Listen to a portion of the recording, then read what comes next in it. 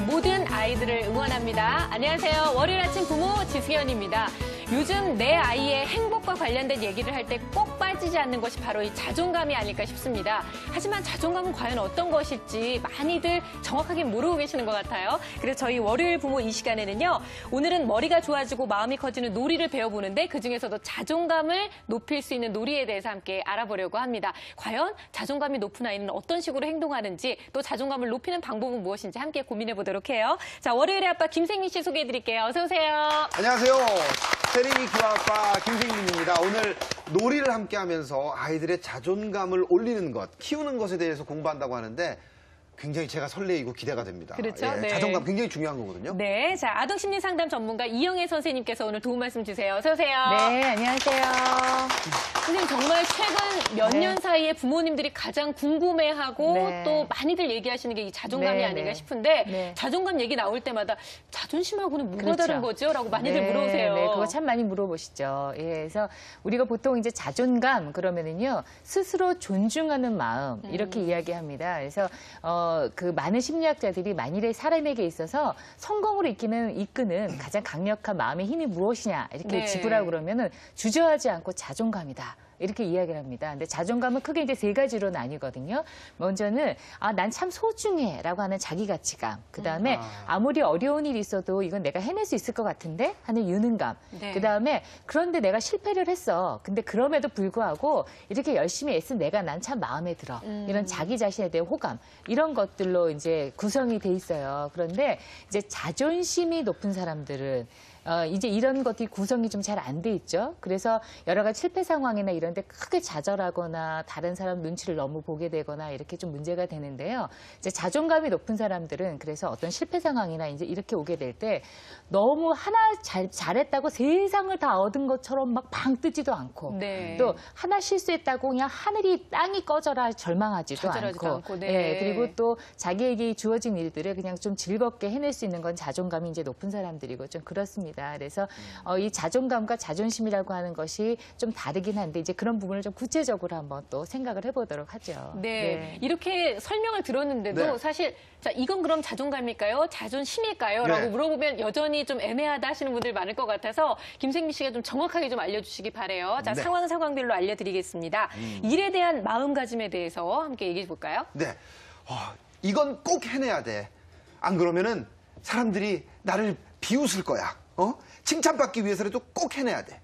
이것은요, 바로 자존심입니다. 그렇죠. 자존심. 네. 그럼 그 다음 문장 한번 볼게요. 예.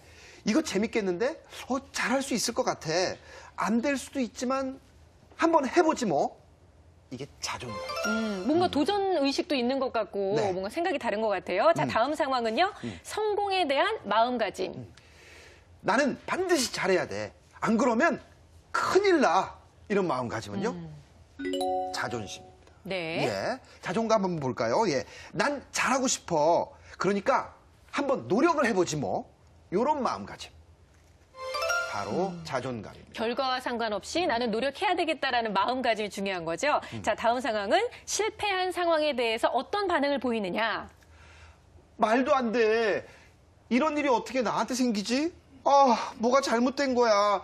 다른 사람들이 나한테 뭐라 그러겠어. 정말 보기만 해도 너무 불쌍하네요. 너무 막 전전긍긍하니까. 자존심이 센 거죠. 그렇죠. 네. 다음 보죠. 속상해. 하지만 내가 노력은 많이 했잖아. 자존감. 높은 자존감을 갖고 있는 사람은 이런 반응을 이제 보인다는 거고요. 자, 다음 상황은요. 실패한 자신에 대해서 어떻게 평가를 하는지에 대한 모습입니다. 이럴 줄 알았어. 난 역시 무능해. 이러면 안 됩니다. 그렇죠. 자존심입니다. 예. 기분은 나쁘네. 하지만 그렇다고 내가 무능하다는 뜻은 아니야. 그러니까 괜찮아. 그렇죠. 예. 자신을 사랑하는 마음이 좀 네, 느껴지는 것 네, 같아요. 네, 네. 네. 근데 저도 이 부모 네. 입장에서요, 이 네. 자존심과 자존감, 정말 작은 차이인데 네, 네. 아이들에게 정말 자존감을 좀 북돋아주고 싶어요. 네, 네, 네. 그러니까요. 근데 이게 지금 여기 말씀하신 거 들어보니까 네. 어떠세요? 가장 큰 차이점은 뭔 것 같아요? 제가 봤을 때는요. 네. 일단 자존감이 낮은 사람은 네네. 남의 눈치를 많이 보네요. 그렇죠. 남이 나한테 어떻게 네네. 생각을 하는지, 나에 네네. 대한 어떤 그 반응들에 대해서 네. 그 절절절 매는 것 같은 느낌이 들어요. 굉장히 핵심적인 이야기를 하셨는데요. 지금 여기서 아까 지승현 아나운서가 전전긍긍이라는 단어를 쓰셨거든요. 네. 자존심이 높은 사람은요, 전전긍긍하고 살아가게 돼요.